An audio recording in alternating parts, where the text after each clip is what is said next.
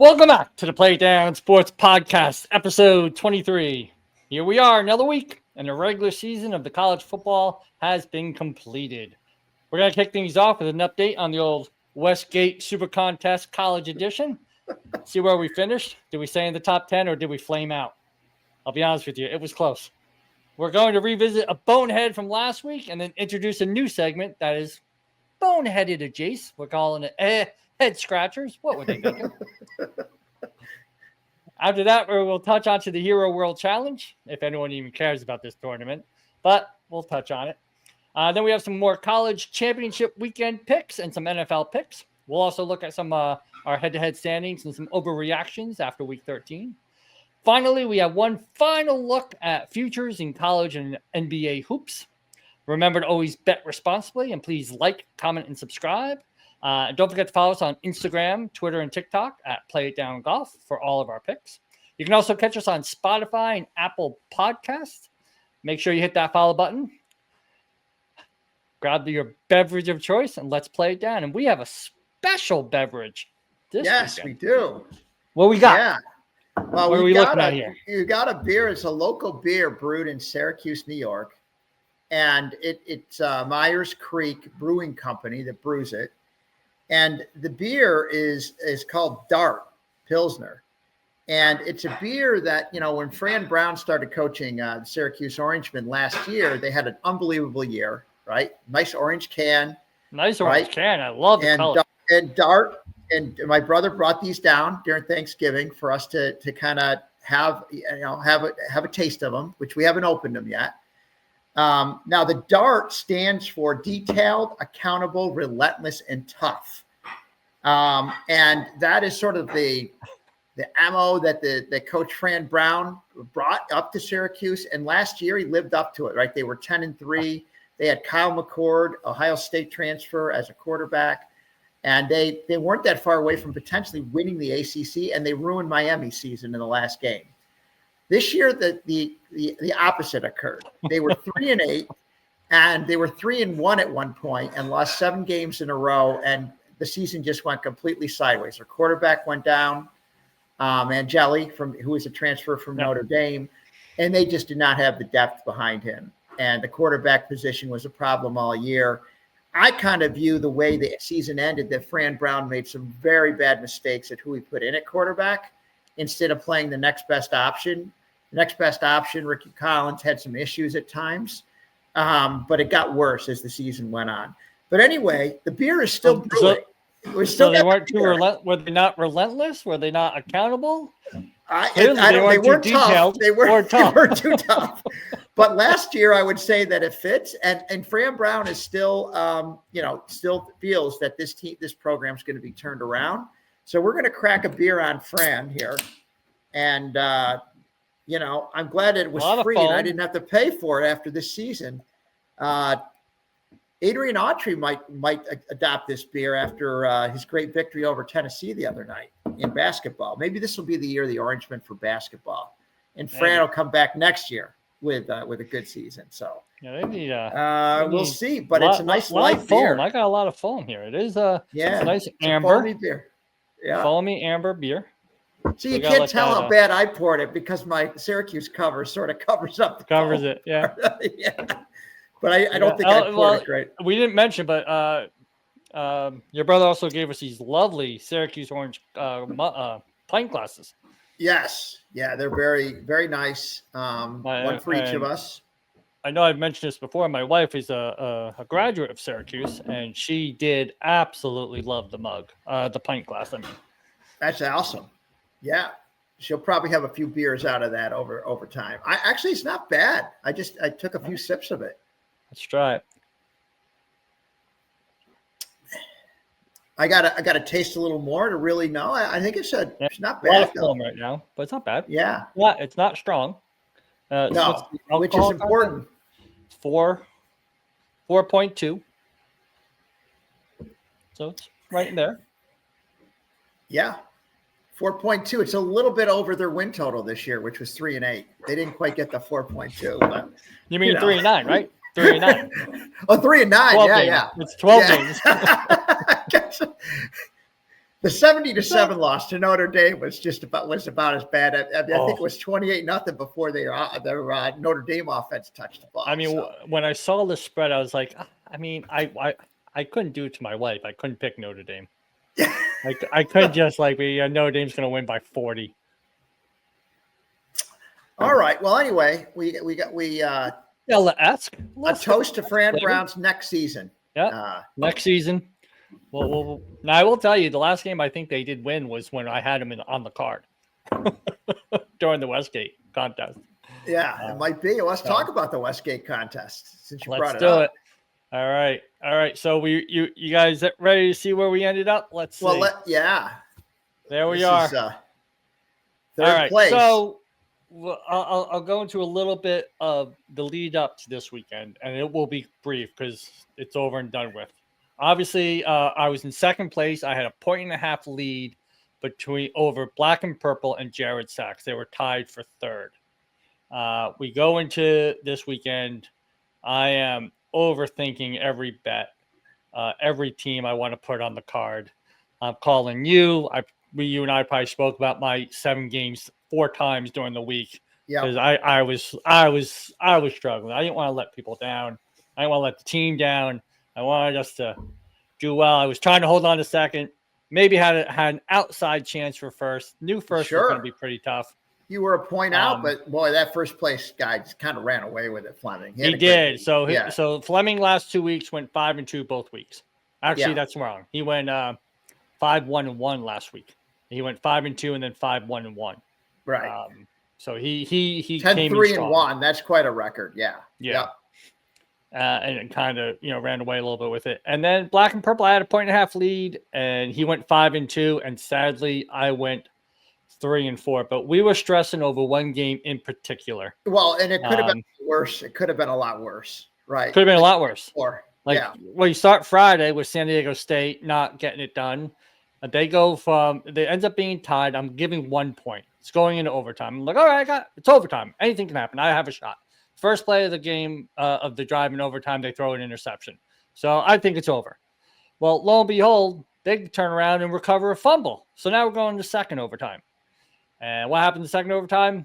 The team scores on their first play of the game. Right. New Mexico scores on that. New Mexico State. That's it. Right. New Mexico gets a touchdown, but they missed a 2-point conversion. So I'm like, okay, all we need is a touchdown, and we got to get the 2-point conversion. And we win. Cover. Yeah. Got to cover. Well, they proceed to get first and goal at the 10, and that's when everything falls apart. They get 2 pre-snap penalties back-to-back. So now they're on the 20. Then they get a 4-yard loss on a sack. Then they get another penalty, and it's intentional grounding. So it's a 10-yard penalty. So now it is loss of down. So it ends up being 4th and goal from the 32, I think, or the 33. And needless to say, it didn't work out great. It didn't work out for us. So that was our Friday. And then... Well, but you won the other game on Friday, so you were 1-1. Yeah, we won Air Force. That was on you. You liked Air Force, and Air Force ran away with it. So that was a no-stress victory. That was the only no-stress victory that I watched. I did not... We had Hawaii as the last game, and Hawaii was up at halftime, and I went to bed and didn't watch the game. But Hawaii and Air Force were the first game that we picked, and the last game were the only 2 non-stress games. But then we get to Michigan State. And what an unreal game.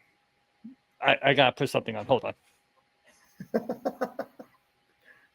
Can only wonder what Scooter's chalking up here. As he goes off camera. Oh, he's become a Michigan State fan. I love Michigan State. I am forever a Michigan State football fan. I will be rooting on the Spartans extremely well next year because they gave you your 3rd win, which they gave us the 3rd win, which pretty much guaranteed 3rd place. Now there was a chance we could tie for 3rd, but the way everything if Hawaii didn't cover, right? If Hawaii doesn't cover, I end up at 61.5. Jared Sachs ends up at 61, and Bear Bets 2 moves up to 61.5, and we tie for third, as opposed to winning it by ourselves. And Bear Bets 2 is Chris Felica, by the way, who's on Fox News and Fox Sports, and is a pretty famous handicapper. And I will tell you, he's a great follow on Twitter. He's the one that not as good as you are, though. Scooter. Not as good as me. No, I mean we're ahead of him last time I checked, right? 62.5, and he's 60.5. Well, because he had the other side on the Hawaii game. So I had Wyoming. I had Hawaii. I did stay up and watch that because it came down to that game, and that game was worth a significant amount for our place where we placed. And now, be honest with me. Did you lay a bet on Wyoming? Just a small one, really. I knew it. No faith. There was not much I could do. Well, it was a hedge just to try to win a few dollars if we didn't. But it really was just, and we needed Hawaii, and we got them. Yeah, we needed Hawaii because the whole season rested on these games, the Michigan State and Hawaii game. When it comes down to that, you play all year. You're picking. I mean, look at your record. You picked 98 games this year. Yep. Over 14 weeks. And we got this drama coming down to a 10:30 on a Saturday night. Wyoming at Hawaii. Yeah. And you were right about that one too, because you liked Hawaii at home, and you were dead on. But now they've been reliable at home. Yeah. They have. But I'll go back to Michigan. So Michigan State, they're giving 2.5 points. No, 3.5 points. So they're laying 3.5 points. Michigan State is winning by 3. They're on I think it was 4.5. I think it's irrelevant. 4.5. I'm sorry, 4.5. And they're on like the 5-yard line, five or six. Or they're either on the 4 or the 5-yard line, and it's 4th down. And it's, I think, a minute left, maybe a little less than a minute left in the game. But there's still time left where they have to make a play. They can't just kneel on it. They can't take a knee, I mean. So I'm like, all right, 4th down, kick a field goal. We're done. 6 points. They just got to hold them for 47 seconds, whatever it is, and we got this. And then the announcer goes, the offense is staying on the field. Well, at this point, now, mind you, I have Friendsgiving. I have about 15 people in my house. I may have stated very loudly many, many curse words at this point, as my wife has informed me. I can't lie, I don't remember everything that transpired when I saw the offense stay on the field. But I did use the F word, I believe, about 80 times in a 35-second span.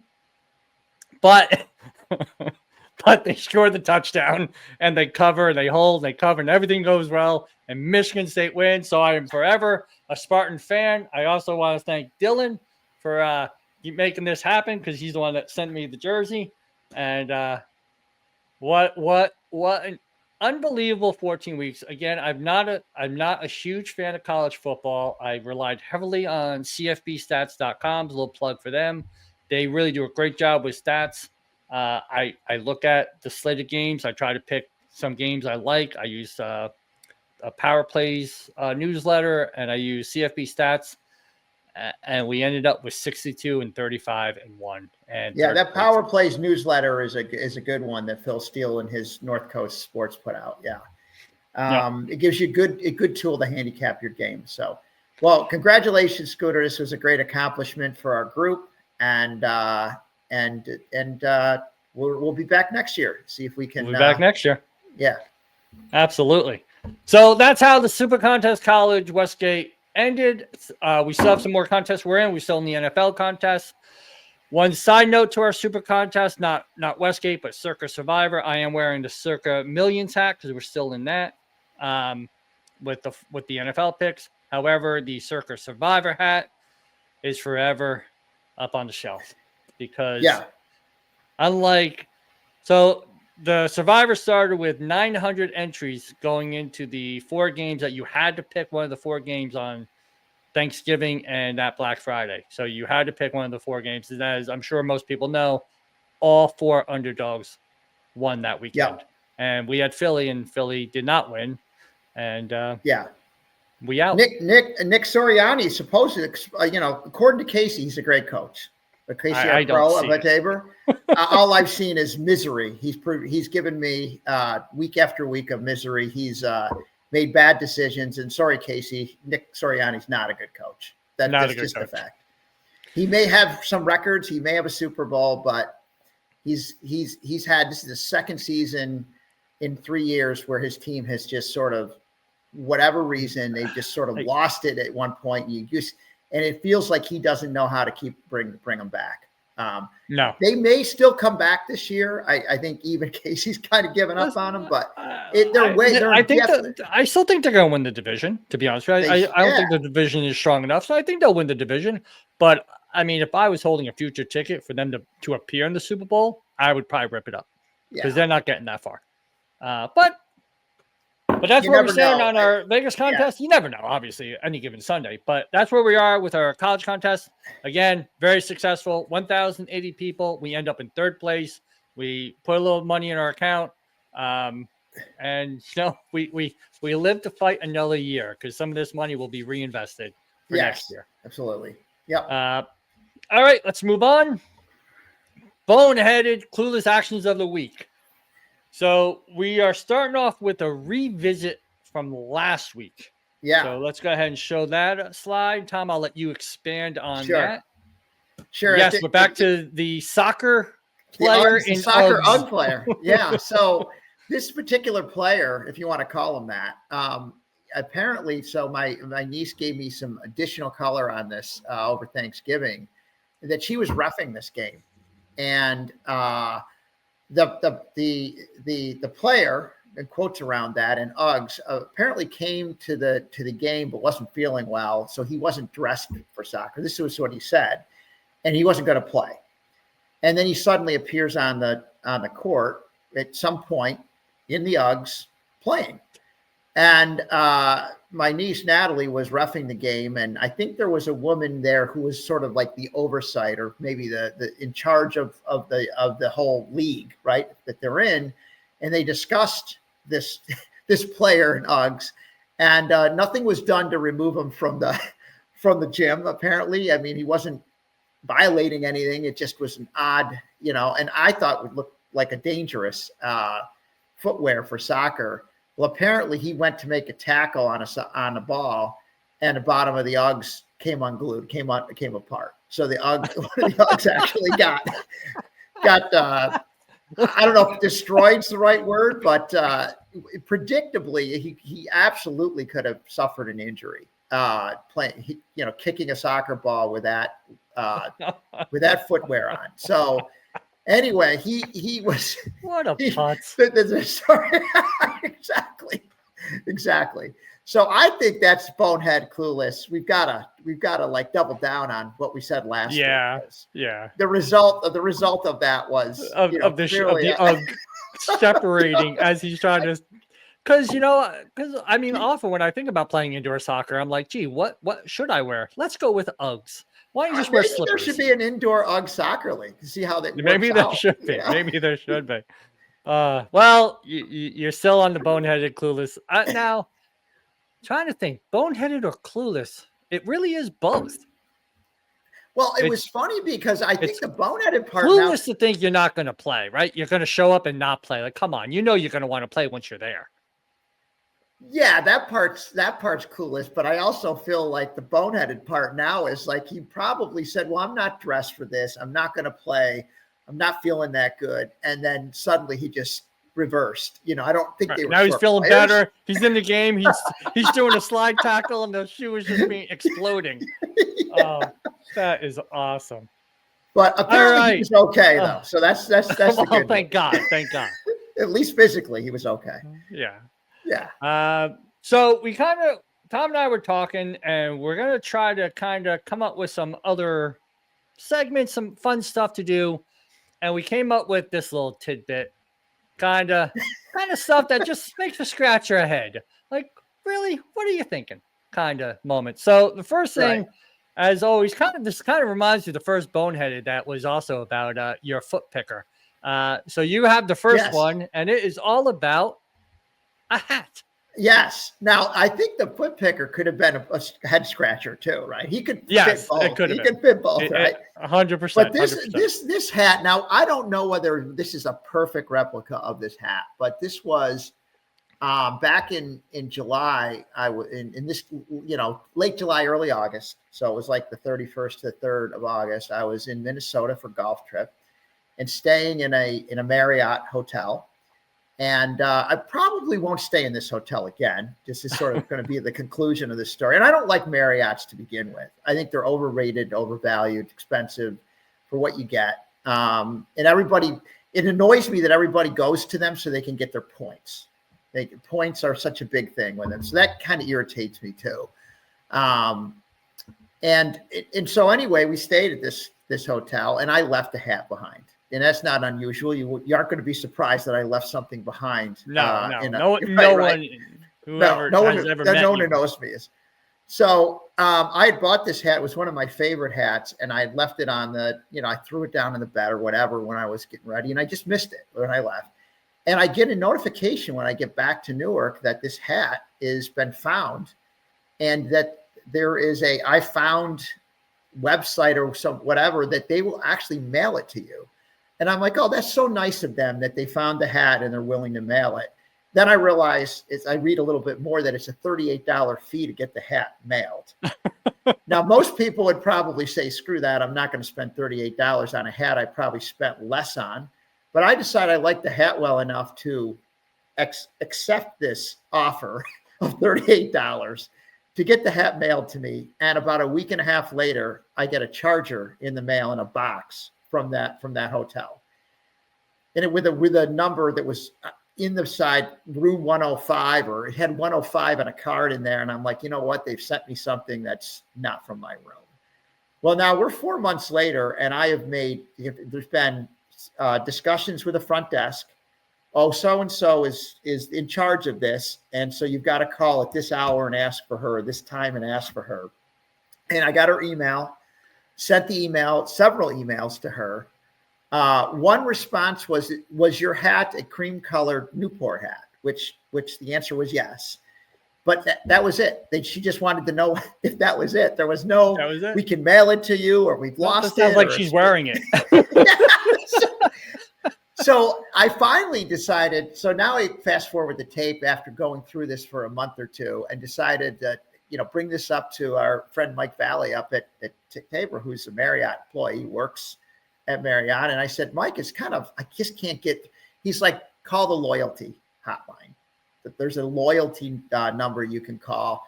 So I get our Marriott number, call the loyalty line, and the guy takes all the information down and says, gets everything that had happened. We're on it. We're doing it. We're going to, and this was a month ago, and there's been absolutely no progress made through the loyalty line on understanding where my hat is. So we're 4 months in, and I've been told I shouldn't give up on this, that I should follow through and either get the $38 back or get the hat back. So it's head scratching that a customer service oriented hotel, or what they claim to be, it's head scratching because of how many people you've actually spoken to. And like they said, is it the cream colored Newport hat?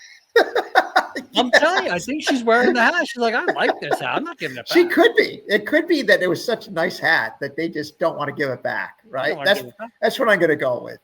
But I wouldn't mind the $38. Yes.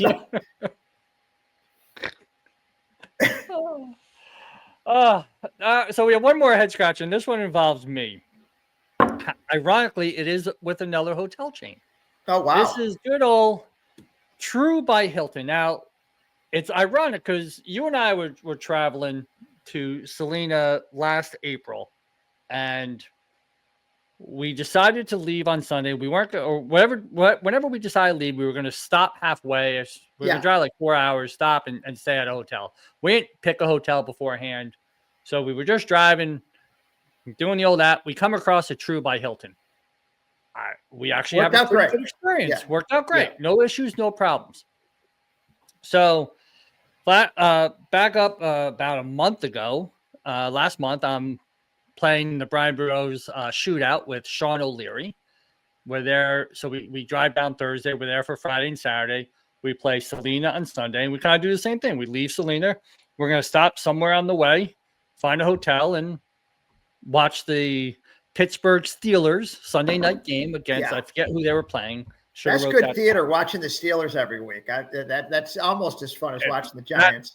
I mean, I got to be honest. So Sean's been on the podcast. We interviewed him, and a lot of people know Sean. Sean is a former homicide detective. He's a presence when you see him. He's a big guy. He's over 6 feet tall.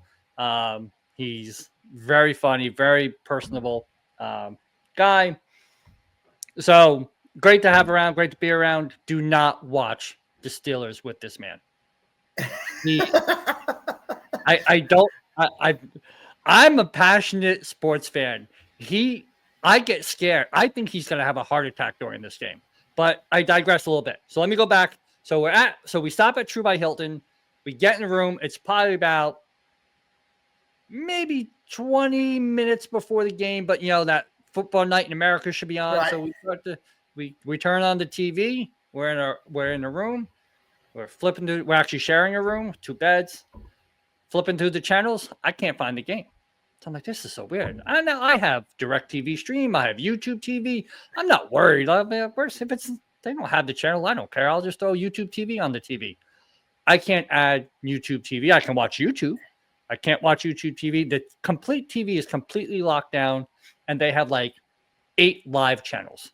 They have ABC, ESPN, Fox Sports. They have nothing NBC. Well, this is a Sunday night. They don't have regular NBC TV. Is that what you're telling me? They do not have regular NBC TV. They had That's CBS, unbelievable. ABC, Fox. I didn't think that's that makes zero sense. It wasn't like it was like on ESPN or on TBS, right, where you might understand it. Sunday Night Football, right? Football night in America. Here we go.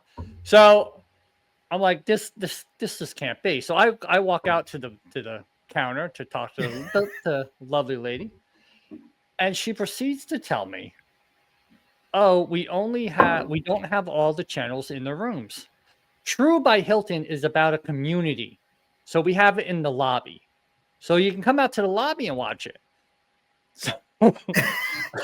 So O'Leary in a lobby watching a Pittsburgh game when he's getting aggravated. Now, mind you, I go back to the room. He's already in his underwear under the covers.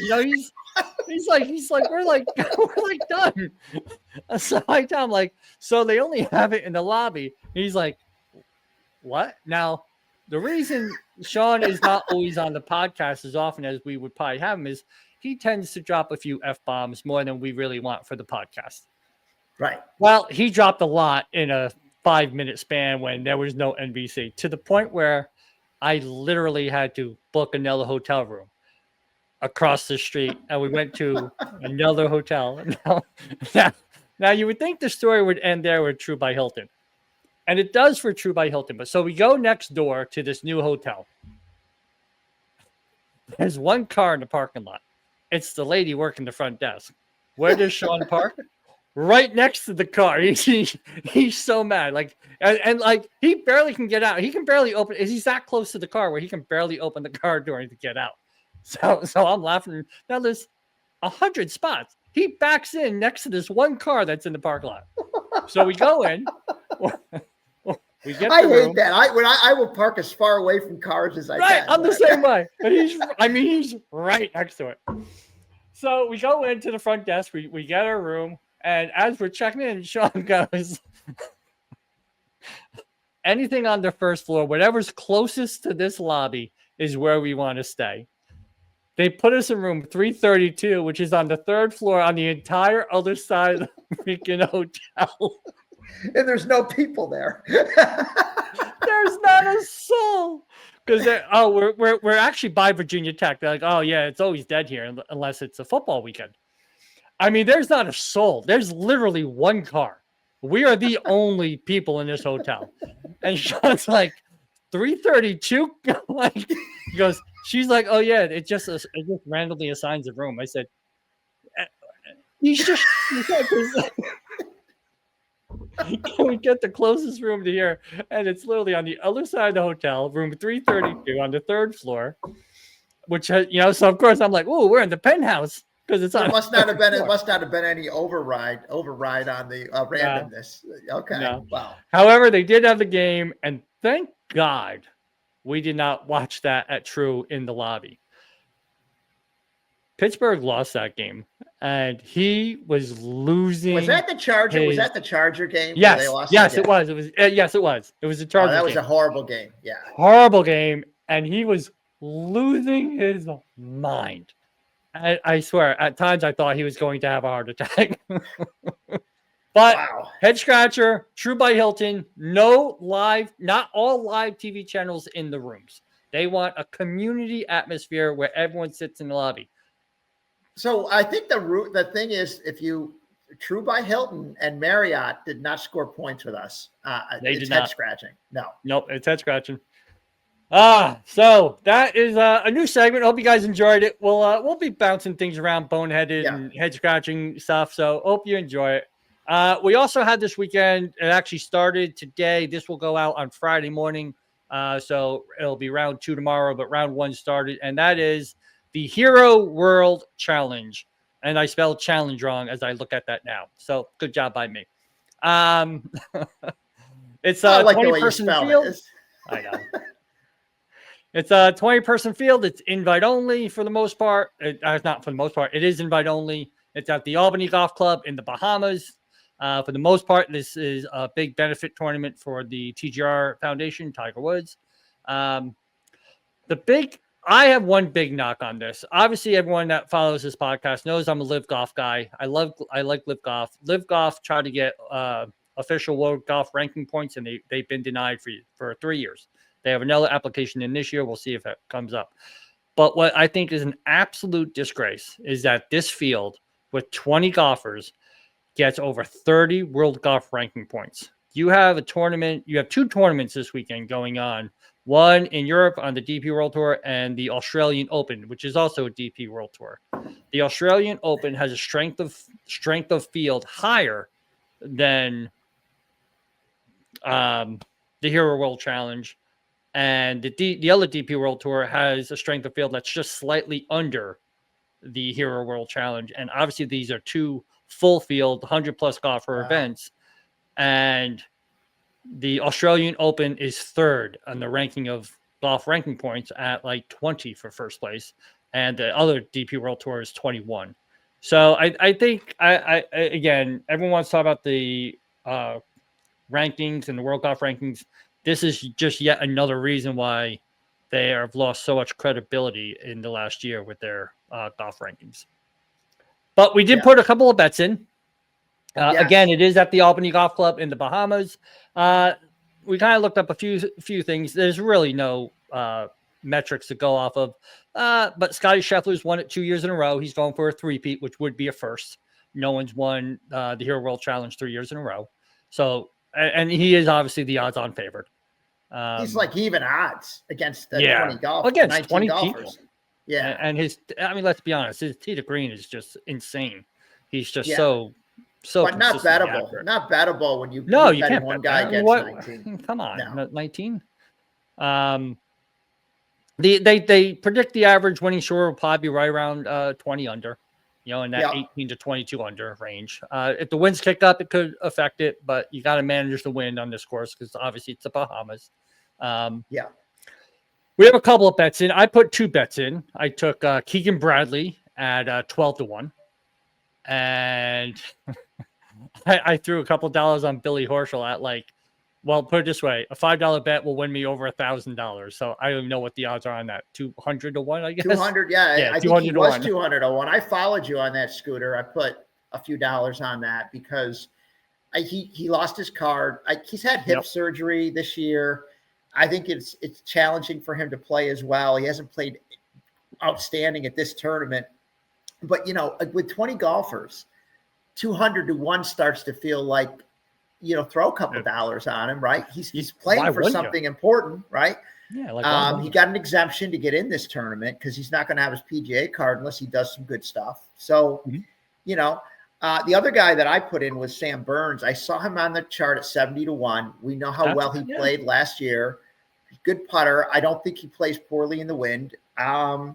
He did sort of collapse in the bad weather, right, at the U.S. Open. Yeah. But I look, we're just this is sort of like a casual tournament from the standpoint of handicapping. For me, I think you get a golfer like Burns at 70-1. Maybe he catches fire. You don't have to put a lot on these guys. Keegan was 12-1. That's a little bit more, a little lower odds. But again, anybody who wins this thing that's not Scotty Scheffler is going to pay decent money. It's going to pay decent money, right? Totally. Yeah. And like I know we've talked about this in the past that you can do a bet win without, so it's the highest winning person without Scotty Scheffler. But this will erode the odds too much. It just kills the odds. It's not worth it. Yeah, especially in this tournament. Yeah. No, right. So that's the Hero World Challenge. We won't mention much about it. I mean, that's all we got on it. But like I said, a couple of bets. Have fun. Pay attention of it this weekend if you want. Again, I don't think many people do. I'm much more interested in the Australian Open. I have a bunch of lift guys on that, so I'll tune into that tonight after this and stuff. So we'll see where we end up this beer's pretty good. I know you're talking lift. It's not. No, I said it has a little. It's a little Stella-esque. I think it's got kind of got a little aftertaste like a Stella. And aftertaste really isn't the right word, but it's not bad at all. I'm enjoying it. All right. Well, we do have. I did not change the week. It's actually week 15 in the college football, but that's okay. Yeah. It's championship weekend. So what Tom and I we talked and we said we're only going to do 2 picks. It's championship weekend. We'll do a couple of picks. Tom's still going to do his double dog money line barking parlay. You want to start us off? Sure, I will. I've got one is a total, one is a side. I like Georgia against Alabama. So I have been sort of suspect on this Alabama team all year. I know they've had a good year. They lost to Oklahoma, and they lost that first game of the season to Florida State. So they've only lost those 2 games. No shame in the Oklahoma loss, right? Although it was a home game. But I feel like even this last week, right? It was 10-10. Yes, they were in somewhat of a control of that game, but they needed the late touchdown. It could have easily been 13-10. That, by the way, was another huge thing in the Westgate for us, was that Alabama covered that. A lot of people, including myself, had taken Auburn with a point. So in any event, I feel like Georgia, and this is while Alabama might be listed as the home team, I think they are because of their record. This game is actually played in Atlanta. And I think that Georgia is basically kind of improved all year and played when they needed to. They weren't impressive last week against Georgia Tech, but when they've had to turn it on, they've done it. And this is a little bit of a revenge spot because they did lose to Alabama by a field goal earlier this year. And I kind of feel like it's not going to matter for Georgia as much whether they win or lose, but by winning it, they could knock Alabama out of the college tournament as well. And they're going to be in. So there's a lot of reasons why I kind of like Georgia here. I just think there's subtle reasons, but it's inside a field goal. So I'm willing to lay inside a field goal in a tight game like this because all Georgia has to do is win the game by 3. Yeah, the spread is nice. That. Yeah. The other one that caught my eye was this Indiana-Ohio State game total. I know that these 2 teams both have very good defenses. They have all year. They're highly ranked in the defensive stats, but they also have very good offenses. And when you see a college game that gets down under 50 with two pretty prolific offenses, I feel like you could make an argument this will be a tight 24-21 game and it will slide under the total.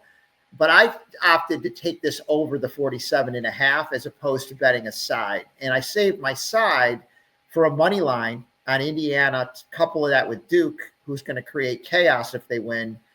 And I get a double dog parlay of 5.7-1. Don't have to bet a lot on that one, just enough to because you're getting almost 6-1 odds. And so what I did is I threw money line parlay on Indiana Duke. Sounds like an old school basketball finals in the NCAA from years ago. It does. So that's how I went with the side, was to throw them in money line parlay, and instead felt like maybe we're going to get some points in this game, and we don't need a lot. 27-24, like we don't need a really high scoring game to get this over. So Yep. I felt like it was just a little bit light. I was expecting that number to be around 50. And so that was where I found the value for that, for my play. So I also did an over bet, and I kept it under 60 because I know how you feel about, taking anything over 60. 60s have not worked for me either when I've done it. They have not. They have not. So I have Kennesaw and Jacksonville State. I've been watching Kennesaw for the last few weeks. I even bet them, and I've been kind of eyeing Jacksonville State. They played a few weeks back. I want to say it was week 11-ish, probably week 10 or week 11 they played, and they scored 61 points combined. So this came in at 59.5. But over the last 7 games, Kennesaw's averaged 36 points per game, and Jacksonville's averaged 31. Both teams have, again, these are aggressive offensive teams. However, Kennesaw will turn the ball over more. I can see Kennesaw scoring 4 touchdowns and having 3 turnovers, which will help Jacksonville get the points. So I like this number under 60. I liked it at 59.5. I took the over. I know it's a conference championship game, so there could be some more nerves and stuff like that, and I get that, but I still like the number at 59.5. Yeah. And then obviously we have UNLV going to Boise State on the blue turf field. Yeah. And I'm going to lay the 4.5. Boise State's averaging about 430 yards of offense per game, but their big rushing offense, they average about 190 yards per game, and this is the one area that UNLV does struggle, is stopping the run. So both teams can put up points. I think the over-under on this was like 60. It's around 60, 59 It's around 60, might even 61. So I think there will be some scoring, but I really see UNLV putting up over 30 points in this game, and I see UNLV struggling a little bit to keep up and putting up more in that 20 to 24 points. So I kind of have a game expected outcome anywhere between 37 for the Boise State for the Broncos and 27 for the Running Rebels. So I will lay the 4.5, and I will take Boise State. Yep. That's what I got. Well, so those are our 4 picks, and the double dog there, money line barking parlay. So what do you think of my picks? I'm certainly rooting for the Boise one to come through, or at least for them to win, because you'll see later on, I have a live future on them. I do think that UNLV has been fairly impressive offensively, but that's a lot of times when they're at home and they're playing slightly inferior teams. And Boise is extremely difficult on their home field. And that to me is, so I think it's a pretty good play. I don't like laying the 4.5 in general, but I certainly wouldn't necessarily want to be betting the other side of that. You know what I mean? I was okay with the 4. I think I would have been more scared if it was 3.5, to be honest with you. Yeah, the 4 can be once a key it went number. To 4.5, then I kind of feel like, you know what? UNLV's going to. Boise's going to put up some points here. I think they should cover that. Winning by, I think you're looking. I like the bet. I feel like psychologically I've been burned with favorites this year. Yeah. And we got a little burned I can't last lie. week. We did. I've been taking a lot of favorites this year. Yeah. And so I'm trying to think about doing that when it's inside of 3 a little bit more. I know that sometimes that you got to look at the number. You can't just look at, I want to be inside of 3 points, but these games where they start to get to 4, 5, 6 in a conference championship game can be scary. But I think the big thing here is Boise is on their home turf. Yeah. I agree. And your Kennesaw Jacksonville State game sounds like solid analysis. At 59, at 59. I do. I'm confident with that one. I am. Hopefully it holds up. Yeah. All right. Let's go NFL week 14. I'll jump us off. Sure. So I'm taking the Dolphins minus 2.5. I know it's in New York. I know it's going to be cold weather. It's minus 120. So most of the money I think is on the Dolphins here. I just don't trust Aaron Glenn. So you don't like the Jets. You're anti-Jets. You like the Jets. Painful. You're anti-Aaron Glenn. Yeah. I'm anti-Aaron Glenn. It's painful because I listen. It is what it is. But I'm taking the Dolphins. I'm laying the 2.5. I need the Dolphins to get 9 wins. There's still a very slim chance they can get there. And if they can't beat the Jets, well, they're not going to get 9 wins anyway. I still think they're going to beat the Jets. My next pick is the Packers minus 6.5. Listen, I don't know who the Bears are. I don't know how they're winning. I know you are what, the famous saying, you are what your record is. I just don't know how they're winning these games. I'm not impressed with Caleb Williams. I'm not impressed with that offense. The defense is suspect at times. And I like the Packers defense. I know they've let me down a couple of times. Obviously, they've let us down a couple of times this year. But I still like that defense. Jordan Love seems to kind of understand what Matt LaFleur is attempting to do. They looked great on Thanksgiving. Yeah. So they got an extra day rest over the Bears, yep. Right? Yeah. So I'm gonna take the Packers. Well, the Bears also played. So extra day though. They played Friday. They played Friday. Yep. Yeah. They played extra day. So I'm gonna take the Bears. I'm gonna take the Packers. I'm gonna lay the 6.5, and I'm gonna be okay with that. And I'm riding Sam Darnold one more time.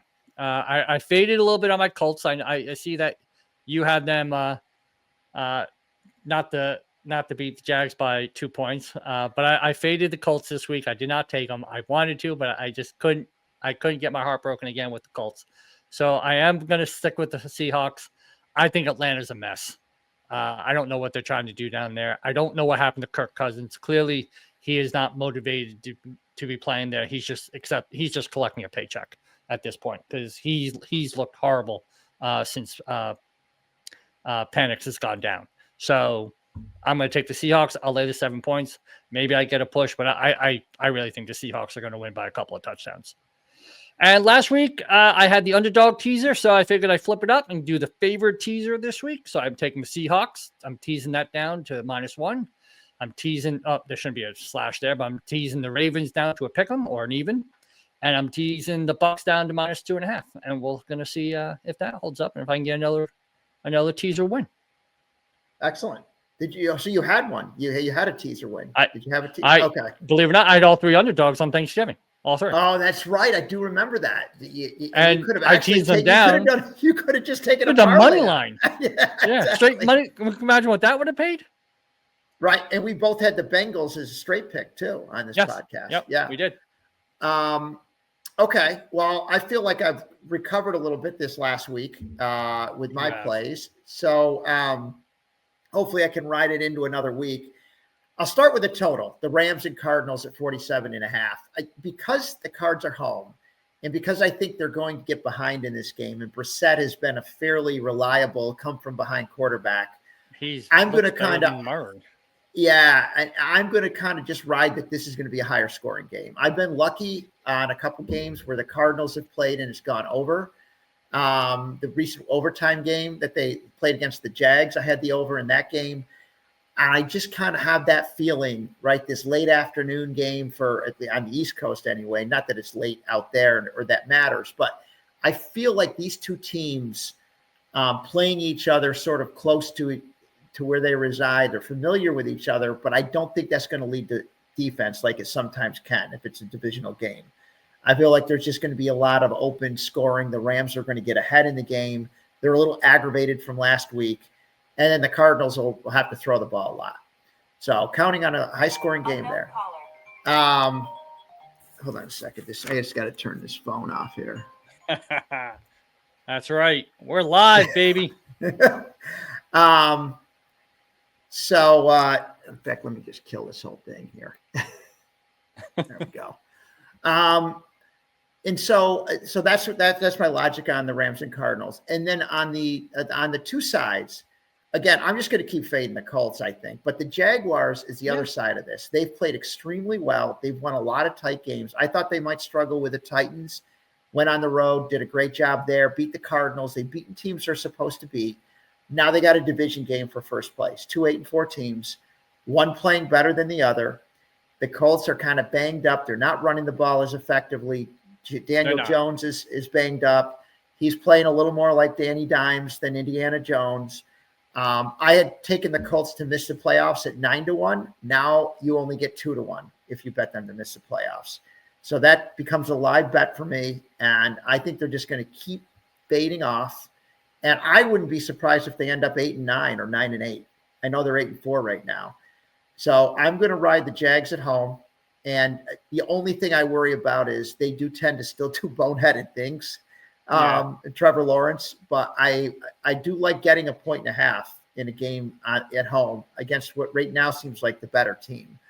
Yeah. And then the Commanders, it played awfully hard Monday night. And sometimes when you lose a tough game on a Monday night, they were off a bye, they were motivated to play well. I kind of feel like they really want to win a game. And I feel like Minnesota has just sort of, I won't say packed it in, but their quarterbacking situation is akin to Syracuse's in college. It just isn't good. And so I'm going to take the points there. And now it is in Minnesota, and it's two pretty bad teams. And I wouldn't recommend, taking them to suicide or anything, but I'm going to take them and take the 2.5 points. And then in the double dog dare parlay, I'm going with two ugly dogs, right? One would be the team you just trashed, which is the Falcons. I thought Cousins played okay against the Jets. He would not play well the week before. I agree, but it was still the Jets. I know, but the Jets have a decent defense, and it was a 27-24 game.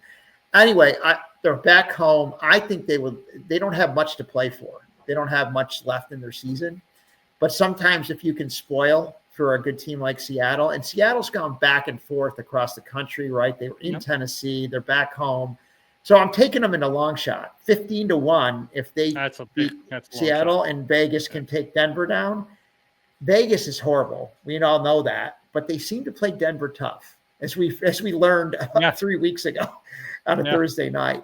And I just feel like Denver sometimes plays to the level of their competition, so we could get a close game here. Yeah, so, you never know. Denver and Bo Nix, he could make a few poor decisions, and that could flip on. And they may find a game they don't win at the end, right? They again the other night coming up and winning in overtime against the Commanders, right? They are not. They don't blow anyone out. So you give me 15-1 on those two ugly dogs at home. They're both home. I'll take a shot. Yeah. I think this is the right side. Let me just see. It is. So here's where we stand heads up. I did not have a good week. I went 1-2 on both college and pros. So I'm sitting at 38-41 overall, 48.1%, slightly better than Tom, who had a better week. He went 2-0 and 2-0. And he improved to 36-41 at 46.8%. So we're not quite 50%, but we're getting there. Hopefully after this weekend, we will be. Last week's picks, just so you guys can see them, because I have obviously Tom went 2-0. I went 1-2. He did not get his double dog money line parlay because Miami trounced Pittsburgh, but you did get Texas over Texas A&M, so that was pretty good. Yeah. Then we have our NFL side. Again, I went 1-2, but I did hit my underdog teaser, so that was a nice little hit there. And you went 2-0 with the Texans and the Bengals. And Bengals was the only one I won.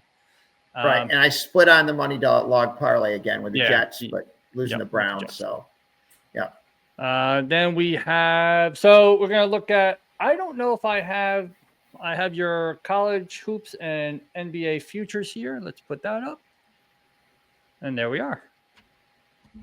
Yeah, so we're not going to spend a lot of time on this, but this is just a quick review of sort of the cumulative live pending futures that we've sort of talked about on the podcast across college and pro. And the top three are just season bet totals, right? We've listed what their records are right now. So I would say that the Spurs are in a very good spot at 15-6 to go over 44.5 wins. The Hornets are a little bit behind and haven't played well. They've been disappointing. The big play on there, I believe, is the Pistons to win the Central. I got that at 4.5-1. They are now the favorite. You're now laying 170 to win 100 on them. And I got Mitch Johnson from the Spurs as coach of the year, and that has come from 50-1 that I got it at all the way down to 12-1. He's still behind several coaches, but with their record, and they're doing this with injuries, that record. And then the first one, way back before we even started talking about basketball, my son, Eric, had really liked the Celtics under. They seem to be outperforming that right now. They've been playing well, but not by a ton, right? They're 12-9. It's still live. You're an injury from that flipping. Yeah, they're the only one that's sort of, I would say on here, that's sort of bleeding a little bit is the Hornets. And then I threw on there the Knicks and Nuggets as new as an exacta. The Knicks beat the Nuggets at 55-1. The college ones, the best values on here was I put Michigan in as one of my first futures at 20-1. They are now playing so well that they're down to 7.5-1. Arkansas has gone the other way, even though they had a big win last night against Louisville. They've gone from 27-1 to 50-1. Alabama's pretty neutral. They've come down in the SEC. And the big gain here, I think, is on Arizona. 9-1 to win the Big 12, now 3.5-1. Yep. Win the NCAA 35-1. That's a misprint. That should be 17-1. But that value is not. You can't get 30-1 anymore on Arizona. And then the Vanderbilt bet is new. The other ones were on here before. It's various points. They were already down from what I got them at a few days ago. They've played extremely well. They have become a very strong team with a lot of experience coming back, and they play a very fast-paced game, and they're built a lot like some of these other SEC teams. So that's sort of the slate of the hoops on here. And there's one NBA hoop future that you put in that is not listed there. Now, we never listed it on the podcast to begin with, but I believe you had mentioned that you put OKC under 62.5 wins. Yeah, it wasn't a podcast play, so I didn't bring that up.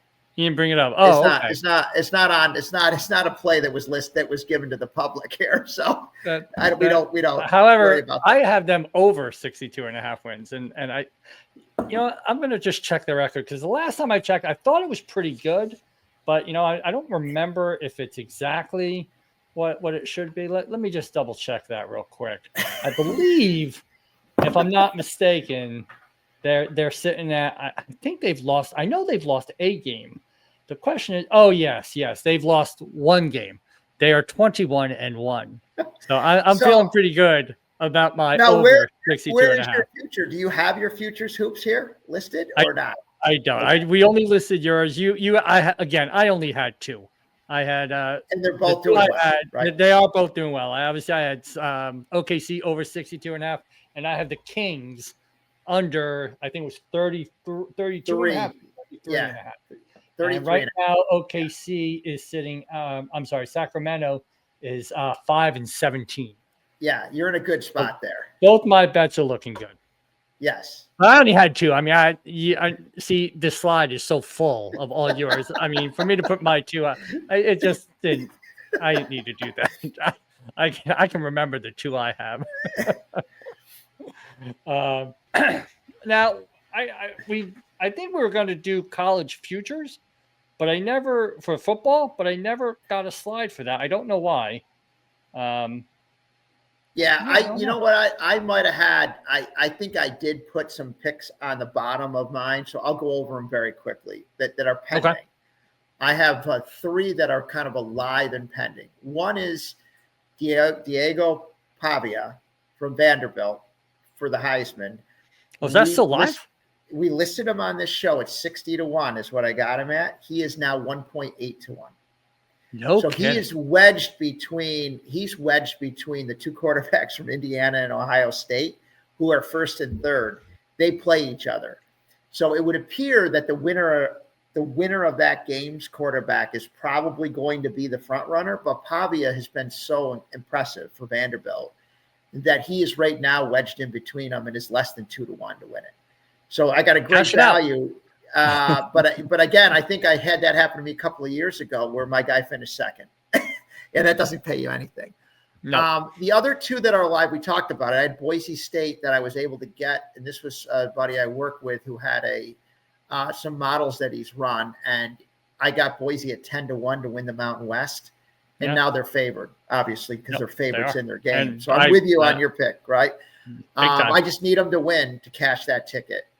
And then we both, I think, have Mississippi live, which is kind of crazy because we got 20 and 22-1, and they're now 35-1 because of the Lane Kiffin departure. But I actually don't know that feels right. I mean, I think if you can get 35-1, maybe I almost would want to take more of that. But they will host a game, it looks like. and it looks like they're 6 seeded right now. Yeah, they're 6 So, right now. That's right. They yeah, moved up. So you know, Miami? we are not getting good value there with our bet on that particular future.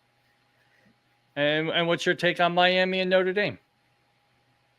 I think it's very hard to not have Miami in by beating Notre Dame, but I understand the logic of the fact that their season, they have gotten better as the year goes on. But the problem is their opponents that they're playing, and that's what everybody's saying, that their opponents have made it very difficult to really properly assess them. Yeah. My gut's telling me if they get in, I might put a future on them. Like I did last year. They made it all the way to the finals, and I think their team is just as good. But it doesn't feel quite fair to me that Miami is behind them after having beaten them.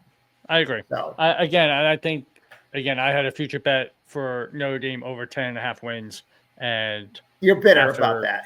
Yeah, well, after the first 2 weeks, and listen, when I made the bet, I said they had to win one of the first 2 weeks. Yeah, because their last 10 games, other than I think a couple of teams, they played USC incredibly. Yes, again, they had a couple ones, but it was Syracuse gave them a good run for their money. Yeah, they showed up. They showed out for that game, and that was, I believe, in Syracuse, and they still. No, it wasn't in Syracuse. Don't sure? misrepresent the facts. No, they played in Notre Dame. They played that game in Notre Dame. If it's in Syracuse, Syracuse wins it. I don't know about that. All right, that's the episode, boys and girls. We will see you next week. What we got next week? So next week we college football playoffs start next week. Will they start week 16? I think they might go a little bit. I don't know the exact schedule, but no, they won't start right away. Next week we got Army Navy. That's right. Then the bowls will get going, and they will be filtered into that period of time when there's bowl games. They may start. I think they start potentially the following week. Yeah, the first round. I think it is. My recall is that it starts around the 20th of December, but not next week. Next week we just have Army Navy. Cool. So Army Navy is big game. So we'll tell you our thoughts on that. Also, we'll have the NFL week 16. Nope, week 15. This is week 14. Yeah. Golf is done pretty much, and I don't even know when the next tournament really is. I will say I follow Matt Atkins. He's a Corn Ferry guy who I follow on YouTube here and there. He's currently playing at Q School in the second stage of Q School, and he's advancing so far. He's got one more good round, and he should make it past stage 2 into hopefully final qualifying to try to get his tour card. So Matt Atkins, shout out to you. Keep playing well. Hopefully you have a good day tomorrow, and you can get. Hopefully he's listening to the podcast. Hopefully. I mean, listen. I got a little side chat with him. I'll shoot him the link. I can do that. So I'll shoot. You got to get the bear on there too from the Westgate and tell him that he's got to start listening to you because you know what you're doing. Clearly, 62 and Michigan 35 and 1. I mean, right? Come on. Michigan State. Thank you. I can't believe you went for it, but thank you, Kelly, who caught the pass in the end zone to get us over the finish line. Again, everyone, Tom, have a great week. Oh, you had the doctor today. How'd it go? Everything's good. Everything's good. Like everything's. I mean, the PT's been great. The surgeon gave me a good thumbs up and said you're progressing, and I had some questions for him. I hope that I could just keep on keeping on, basically. Good. Awesome. Glad to hear that. So maybe golfing sooner. He said golf is something you can do quicker than anything else as far as getting back into it. So that was encouraging as well. He made it sound like 5-6 months and you can instead of 9 to 12. That's awesome. Yeah. How about tennis? Tennis is long. Anything you got to cut with, anything you have to cut with, your torn quad tendon needs time. But golf is not, there's no cutting involved. He said maybe if you're down in a steep bunker, you might want to do the foot wedge. That's what he said. Yeah. So we'll give Carl Harico probably won't let me do that. He won't let you. He won't give you the relief. Said, I'll give you. Tear another quad tendon, go ahead, but you're not coming out of that bunker. You're not coming out of that bunker without going down. Yeah. All right. Have a great week. We will see you next week. Other than that, everyone have a good week. We'll see you later. Bye.